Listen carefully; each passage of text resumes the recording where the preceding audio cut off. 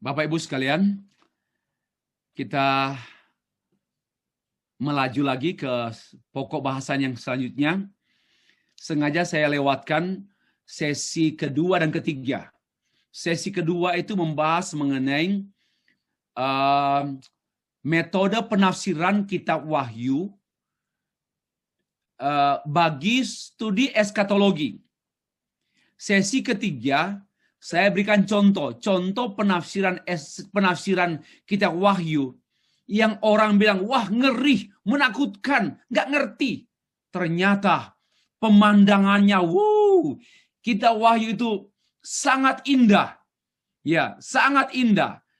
Karena kalau kita membaca kitab Wahyu dengan metode futuristik, moderat, wah ngeri. Karena di seluruh tubuhnya banyak mata. Di kepalanya penuh mata.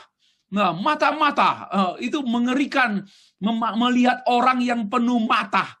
Ya, ada makhluk berkepala ini, lalu makhluk berkepala ini, tanduknya wah mengerikan dan nggak ngerti. Sudah mengerikan, nggak ngerti juga. Coba. Jadi nantilah saya ke materi keempat saya, sesi keempat, kematian jasmani dan kekekalan jiwa.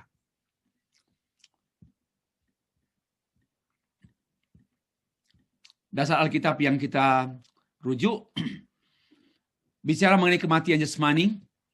Mazmur 116 ayat 15, berharga di mata Tuhan kematian semua orang yang dikasihinya. Berharga. Kematian itu berharga.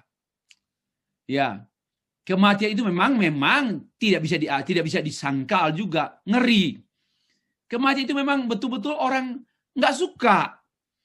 Ya, enggak mau bahkan, walaupun pasti mati. Dia bilang enggak mau mati, pasti mati. Enggak mungkin enggak. Tetapi ada satu kalimat yang keluar dari mulut Tuhan untuk orang percaya, orang yang dikasihinya. Karena dia mengasihinya, maka dia membuatnya menjadi percaya. Yaitu kematian orang percaya yang dikasihinya. Berharga.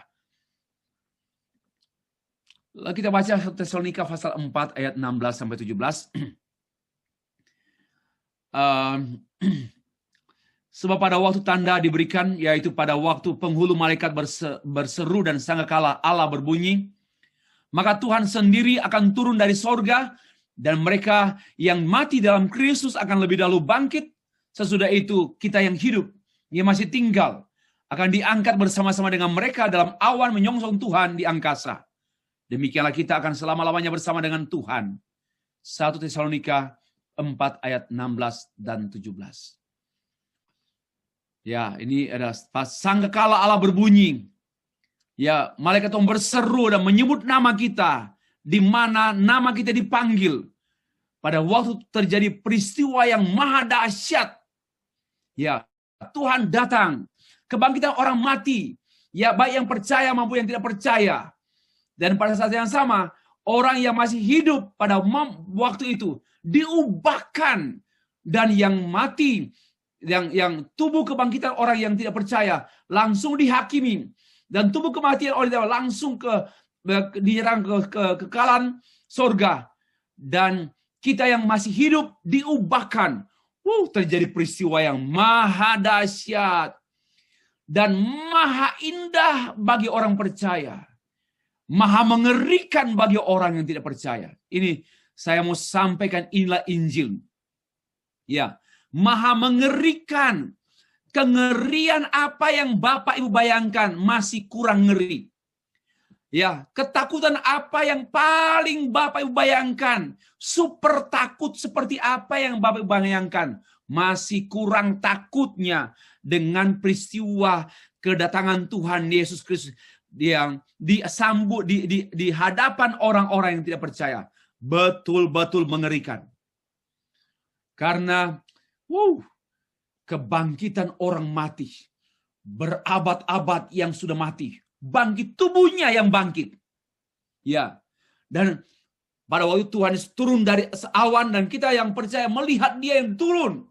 Biarpun di Brunei, biarpun di Afrika, melihat dia turun. Ini keajaiban.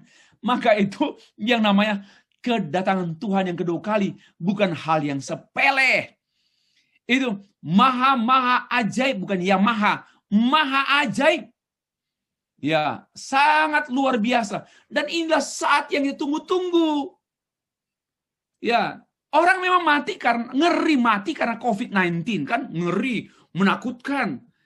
Tetapi saat kedatangan Tuhan yang kedua kali, bahwa ini satu peristiwa yang keindahan, sukacita sempurna, tiada bandingnya. Terjadi when he come down and to pick us, ya, menjemput kita up ke sorga, dan terjadi peristiwa perubahan struktur dunia. Wah, sulit dibicarakan. Terbatas bahasa kita. Di saat sangkakala Allah berbunyi.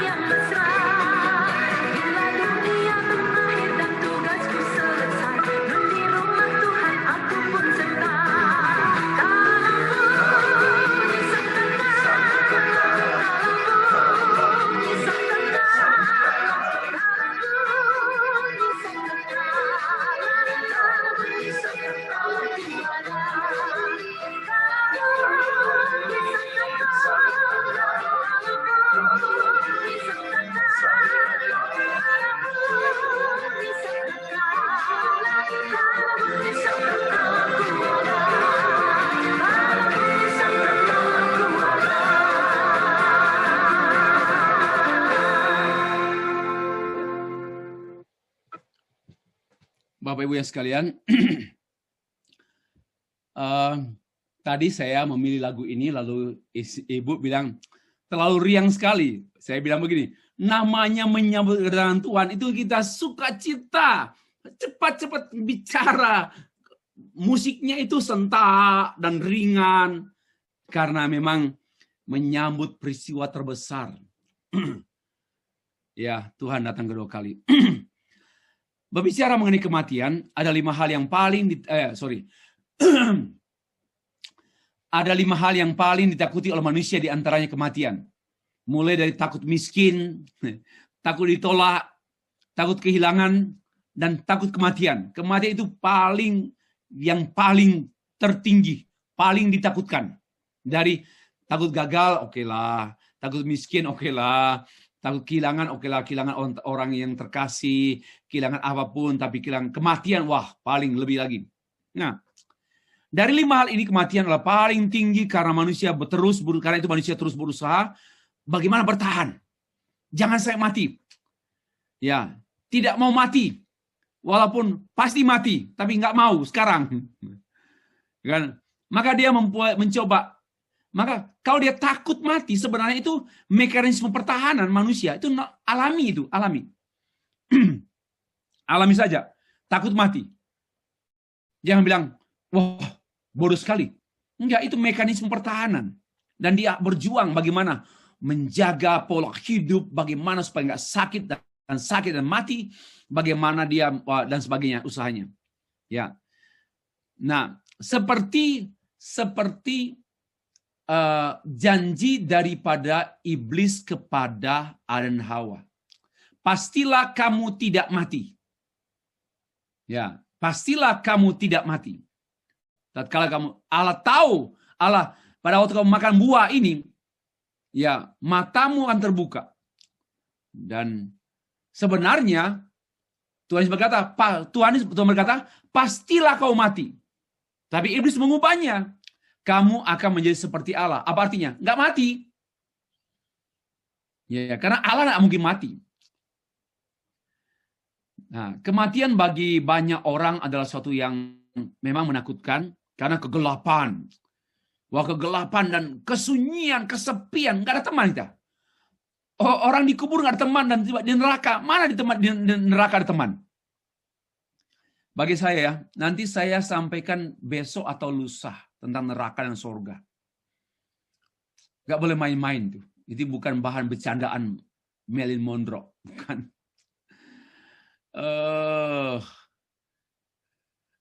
Kata-kata yang sangat-sangat busuk, jijik, kotor, kegelapan, kesunyian di neraka. Jangan bilang nanti ketemu teman di neraka. Nggak ada teman di neraka. Ya, nggak ada teman. Nggak sempat kenalan, nggak sempat lagi. Karena derita itu wow. Bukan 24 jam. Maka itu Bapak Ibu, mari kita menangis terharu. Tuhan memilih kita, Tuhan menyelamatkan kita. Mari kita menangis terharu, ini bukan main-main. Kalau kita diselamatkan oleh Tuhan, tidak jadi masuk dalam api neraka. Ini satu hal yang luar biasa. Karena hukuman kekal itu benar-benar selamanya, bukan 2000 tahun. Bukan 50.000 tahun. Tapi selama-lamanya. Untuk apa kita sekarang hanya 80 tahun, 70 tahun, 60 tahun hidup di dunia, mengejar kesenangan dunia? Untuk apa? Untuk apa gitu? Tak sebanding dengan siksaan yang kita alami. 250 juta tahun pun tidak berhenti. Maka itu Tuhan serius di salib. Dia sangat serius di salib karena dia tidak main-main di salib. Dia menyerahkan nyawanya untuk menebus kita. Karena dia mau kita diselamatkan. Nah itulah.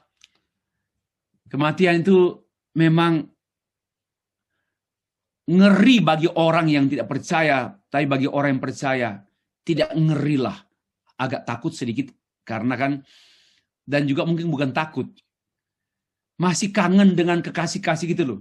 Masih rindu bersama-sama. Saya yakinlah, orang Kristen, orang percaya Tuhan Yesus tidak takut mati.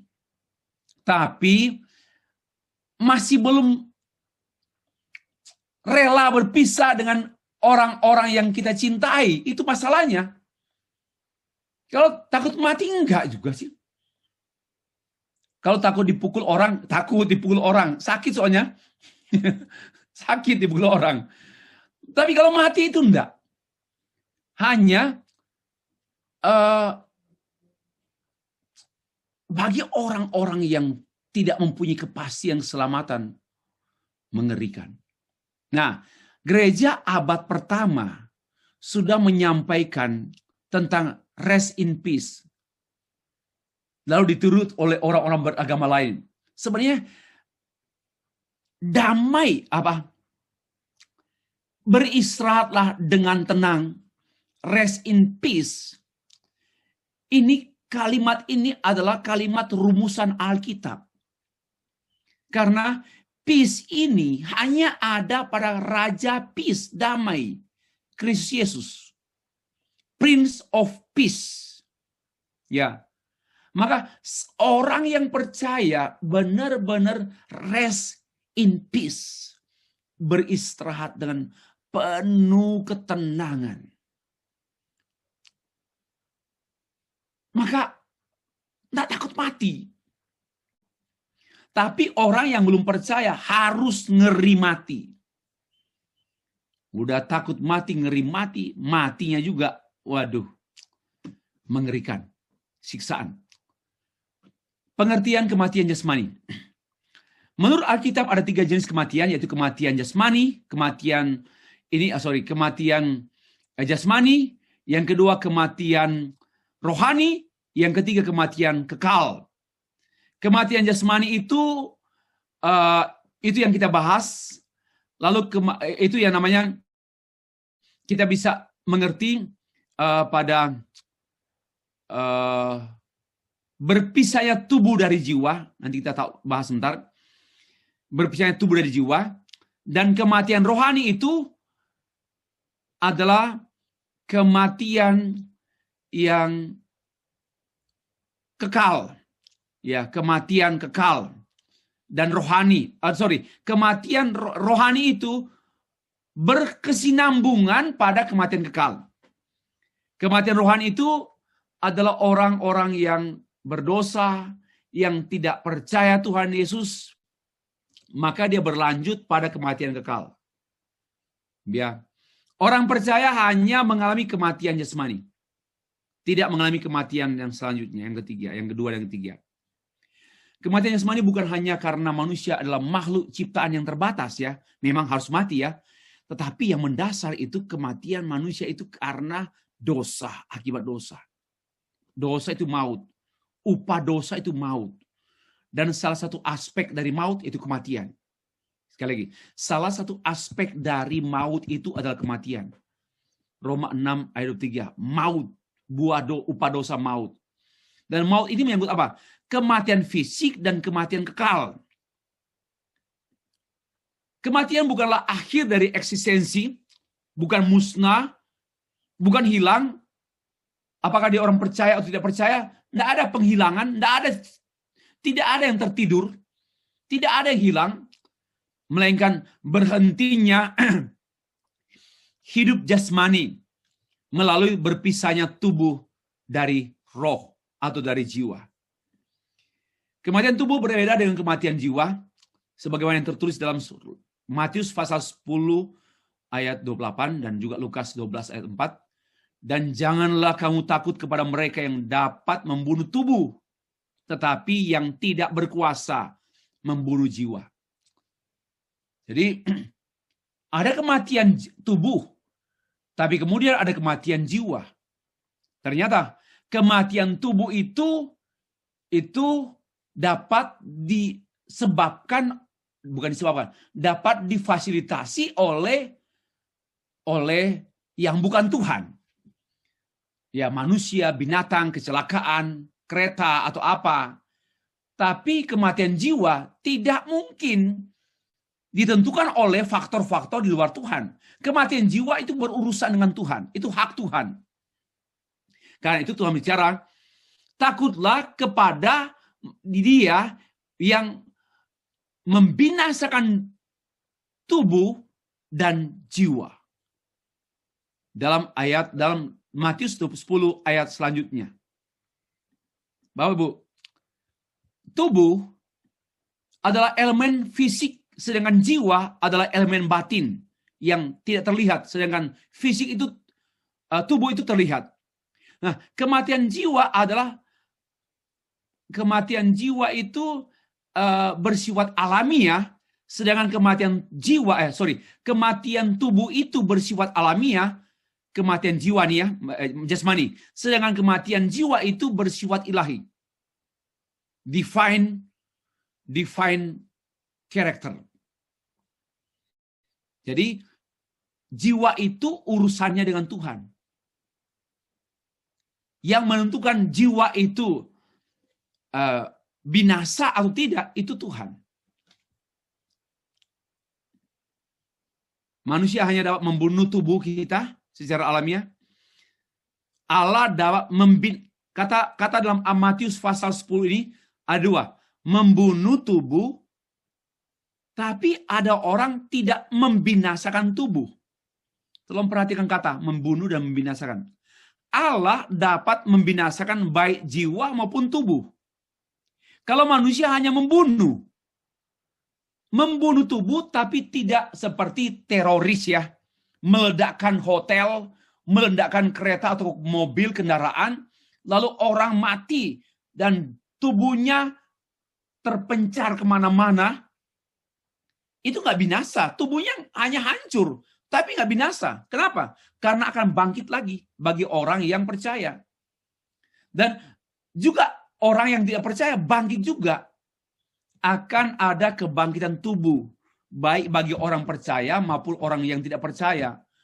Tubuh orang percaya, walaupun dia waktu dikuburkan sudah nggak ada lagi kuburan karena memang kena bom dan daging-dagingnya terpecah kemana-mana, semua terpecah dan terpencar, ya sampai digigit oleh anjing mungkin. Tapi pada waktu Tuhan Yesus datang kedua kali akan terjadi kebangkitan tubuh. Ya, inilah keajaiban nanti. Kebangkitan tubuh. Sehingga tubuh orang berdosa yang tidak percaya dibangkitkan dan disatukan dengan jiwanya di neraka sehingga sempurna penderitaannya, sempurna sengsaranya, dan kebangkitan tubuh orang yang percaya dibangkitkan, tubuhnya bertemu dengan jiwanya di sorga sehingga menjadi kesempurnaan keselamatan. Saat kematian tubuh, seorang jiwanya tidak ikut mati, melainkan mengalami penderitaan dan ya tidak mengalami ini, namun mengalami penderitaan kekal bagi orang yang tidak percaya dan kesukaan kekal bagi orang yang percaya. Inilah pengertian mengenai kebangkitan, mengenai kematian badani atau kematian jasmani. Sekarang teologi kematian jasmani. Kematian itu tubuh manusia setelah kematian kembali ke debu, kembali menjadi debu, dan kemudian mengalami kehancuran. Kejadian 3 ayat 19, Kisah Rasul 13 ayat 36. Ini teologi kematian jasmani ya. Lalu jiwa-jiwa tadi tubuh, jiwa-jiwa mereka tidak mati, tidak tertidur juga. Karena ada pandangan bahwa orang mati jiwanya tertidur. Itu pandangan juga ada seperti itu, tapi itu keliru dan tidak sesuai Alkitab. Karena jiwa itu adalah kekal. Tidak dapat mati. Jiwa itu tidak dapat mati. Nah, langsung kembali ke Allah yang menciptakan jiwa. Karena dihembuskan oleh Allah. Masih ingat? Allah menghembuskan nafasnya. Maka manusia menjadi makhluk hidup. Ya, Allah menghembuskan nafasnya, dan itu jiwa manusia, dan itu rohnya manusia. Jiwa dan roh itu interchangeable, dapat bertukaran. Jiwa orang percaya disempurnakan di sorga, di mana mereka dengan Allah, mereka ada bersama dengan Allah, bertemu Allah. Wow. Dalam kemuliaan. Ibrani 12 ayat 23, 2 Korintus 5 ayat 1, Filipi 1 ayat 23. Nanti diperiksa sendiri ya di rumah. Bapak Ibu kan di rumah sekarang ya. Nanti, bukan di rumah. Ya, kapan saja. Dan menunggu penebusan tubuh. Kebangkitan, tubuh kebangkitan. Dia menunggu. Jiwa di sorga menunggu kebangkitan tubuh. Jiwa di neraka menunggu kebangkitan tubuh. Jiwa orang jahat dimasukkan ke dalam neraka dan mengalami siksaan dalam kegelapan yang paling kelam, menunggu hari penghakiman, yaitu menunggu kebangkitan tubuh. Mereka yang masih hidup saat kedatangan Tuhan Yesus Kristus yang kedua kali tidak mengalami kematian, melainkan diubahkan. 1 Tesalonika pasal 4 ayat 17, 1 Korintus pasal 15 ayat 51 sampai 52. Inilah teologi kematian yang standar. Tidak boleh lain dari ini. Ya, tidak boleh lain dari ini. Ini teologi mengenai kematian jiwa jasmani. Lanjut. Sikap orang percaya terhadap kematian. Ya, kita kembali kepada Paulus. Dalam 2 Timotius pasal 4 ayat 6. Mengenai diriku, darahku sudah mulai dicurahkan sebagai persembahan dan saat kematianku sudah dekat. Ya, ini Paulus tahu bahwa dia akan meninggal dalam waktu dekat. Segera mati. Tapi belum. Tapi segera. Nah, itu. Dan pasti mati. Nah, bagus ya. Inilah, peganglah rumusan ini.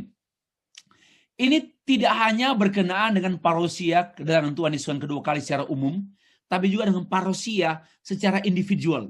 Bahwa Paulus merasakan dan menyadari dia memang belum mati. Tapi segera mati. Dan pasti mati. Marilah kita menjadi orang bijaksana berpikir seperti ini.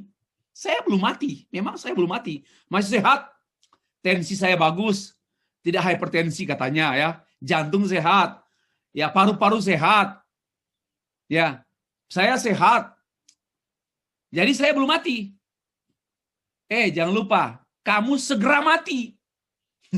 Dan pasti mati. Jangan sombong dengan kesehatanmu.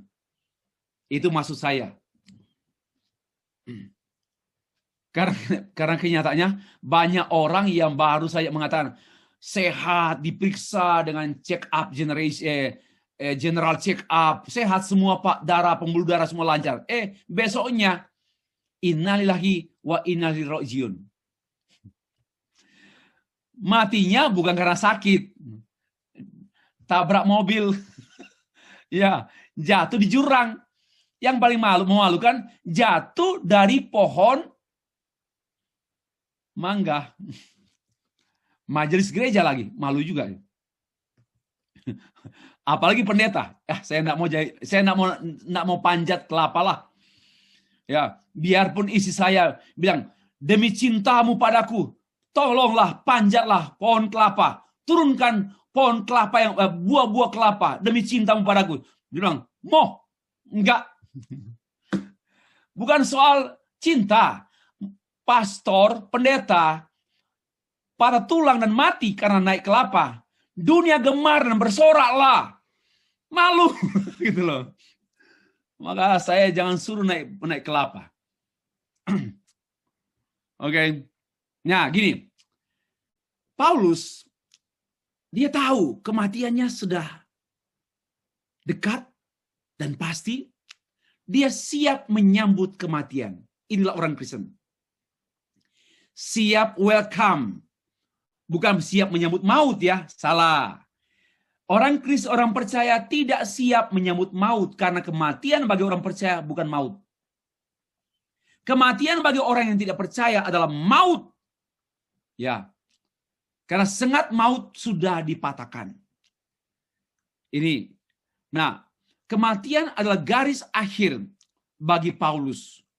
Aku telah mengakhiri pertandingan yang baik. Aku telah mencapai garis akhir. Dan aku telah memelihara iman.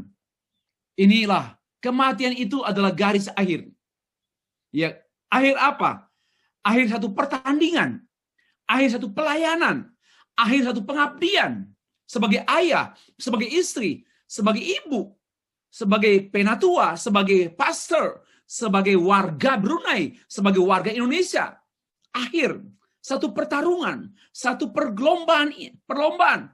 Tapi bukan hanya pertandingan, tapi juga satu perjalanan iman. Dan aku telah memelihara iman.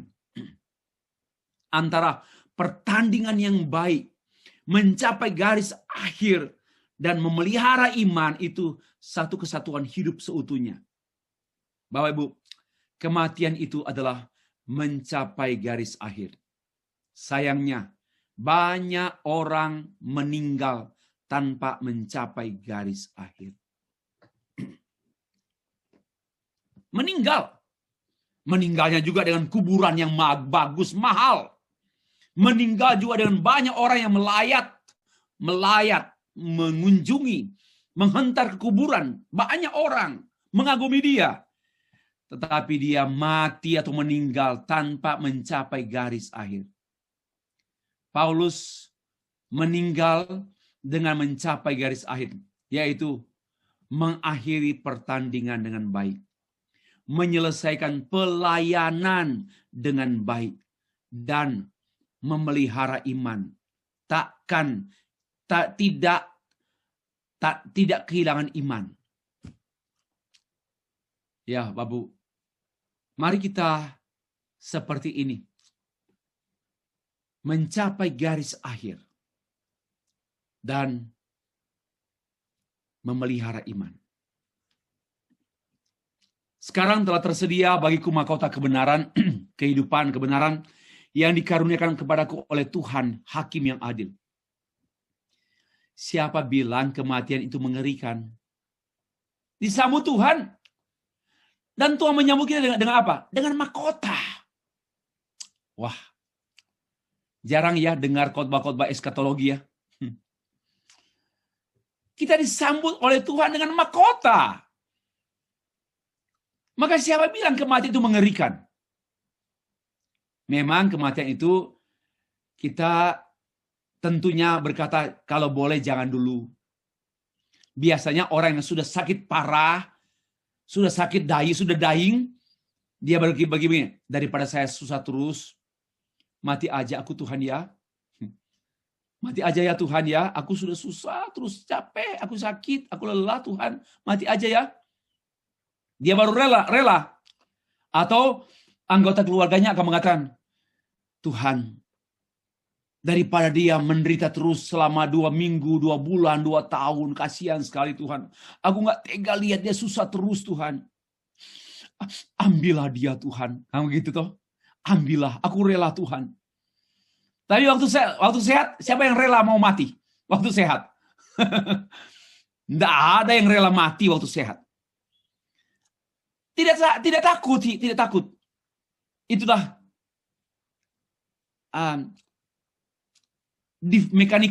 mekanisme defense kita kan. Tapi indahnya Bapak Ibu, wow, kematian orang percaya itu disambut oleh mahkota. Pemasangan mahkota yang dikaruniai oleh Tuhan. Maka itu Bapak Ibu, janganlah Bapak Ibu meremehkan gereja. Janganlah meremehkan pekerjaan Tuhan. Mari sama-sama kita semua, nggak ada orang hebat di antara kita. Kita pertahankan, kita mengasihi Tuhan Yesus, mengasihi gereja. Jangan punya rencana-rencana jahat dan buruk dan daging duniawi dengan gereja. Ya, mari kita mengasihi gereja dengan sesungguhnya. Ya, kita tidak perlu memikirkan Anda patut. Kenapa? Kita malu dengan penghargaan Tuhan yang begitu luar biasa tatkala kematian tiba. Kita disambut dengan mahkota oleh Tuhan. Bapak Ibu, dengan hidup, mari kita hargai hidup dari Tuhan. Jangan sia-siakan hidup kita. Ya, jangan sia-siakan hidup kita. Terlalu berharga kematian kita. Terlalu berharga kematian orang yang dikasihnya. Kenapa? Disambut oleh mahkota dari Tuhan. Mahkota itu lebih berharga daripada semua mahkota raja-raja di dunia. Karena itu mahkota kemuliaan kekal. Nah, itu mahkota sukacita yang tak terlukiskan. Demikianlah sikap orang percaya terhadap kematian. Yang kelima, tinggal 2. Makna kematian bagi orang percaya. Yaitu penghargaan Allah. Tadi sudah katakan berharga di mata Allah. Nah, apa maknanya Pak? Kematian bukanlah akhir, tetapi permulaan dari kehidupan yang sempurna. Tanpa arti, ini ada salah. Di sana tidak ada air mata. Ini salah ketik. Tanpa air mata, bukan arti mata ya. Air mata. Tidak ada lagi sengat maut telah dipatahkan. Karena memang harus mati. Pak, katanya kematian itu maut. Dan orang percaya kan sudah bebas dari maut. Kenapa harus mati? Kenapa langsung ke surga saja hidup-hidup begini? Enggak. Seperti Kristus pun mati. Lalu dibangkitkan. Maka kita harus mati juga. Ya, dan kematian bukan akhir, melainkan permulaan kehidupan yang sempurna. Dan poin yang ketiga yang terakhir ini, kematian itu memang harus. Kematian badani atau fisik tubuh. Karena hanya yang mati yang bangkit. Akulah kebangkitan dan hidup. Barang siapa percaya padaku, ia hidup walaupun ia sudah mati. Yohanes 11 ayat 25. Bapak Bu, kalimat-kalimat ini tidak ada di agama lain. Tidak ada di kitab manapun. Maka itu kita bersyukur kita boleh dipanggil oleh Allah yang sejati, mengalami yang semestinya, sungguhnya dan pasti. Memang harus meninggal kita. Harus meninggal. Karena dengan demikian kita baru mengalami kesempurnaan. Tanpa kematian tidak akan ada kesempurnaan. Kecuali kita pada waktu Tuhan Yesus datang kedua kali, kita yang masih hidup diubah tanpa mengalami kematian. Ya. Penutup. Kematian jasmani adalah peristiwa kedatangan Kristus secara pribadi kepada mereka-mereka yang meninggal pada hari ini. Ya. Siapa yang meninggal kemarin, itulah kedatangan Tuhan Yesus yang kedua kali kepadanya. Yang meninggal hari ini atau besok, itulah kedatangan Tuhan Yesus yang kedua kali kepadanya secara pribadi untuk menyatakan keselamatan dan sukacita kekal kepada mereka yang percaya dan menyatakan hukuman dan sengsara kekal kepada mereka yang tidak percaya. Amin. Demikianlah materi sesi kedua pada hari ini. Saya serahkan kembali kepada moderator. Terima kasih.